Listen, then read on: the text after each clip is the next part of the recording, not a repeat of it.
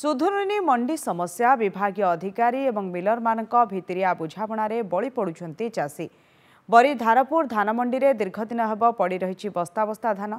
चाषी माने बारंबार विभाग और जिला प्रशासन निकट को गुहारी करथिले सुधा कौनसी पदक्षेप निया जाउ नथिबा अभियोग होईछि। बरी ब्लॉक परिसर रे होतिबा जिलापालक अभियोग शुणाणी शिविर रे मध्य चाषी माने अभियोग करिसेंती। जिलापालक निर्देश को शेष मानु नथिबा चाषी माने अभियोग करिसेंती। प्रतिवाद रे चाषी माने धान मंडी सम्मुख रे धारणा रे बसिसेंती।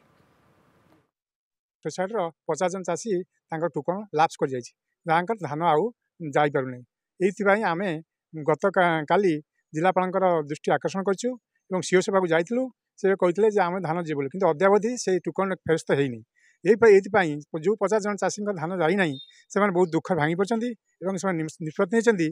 काली ठारू धारपुर सेवा समवाय समिति आगे अनिर्दिष्ट काल धारणा देवे। जिलापाल दृष्टि आकर्षण करू सीएसओ कहले मु 12टा भितर देदेवी टार्गेट टोकन थिला टार्गेट नथिला। टार्गेट से राति 12टा पर्यंत आम अपेक्षा कलु। चाषी मैंने ऑफिस रे बसिकी सी देले नहीं केतेबेले देइचंती राति रे तापर दिन सकाळु आम जानलु 1000 क्विंटाल देइचंती। जदिओ देइचंती से आमर टोकन कटि जाइछि। आ धान दबु को बाटे।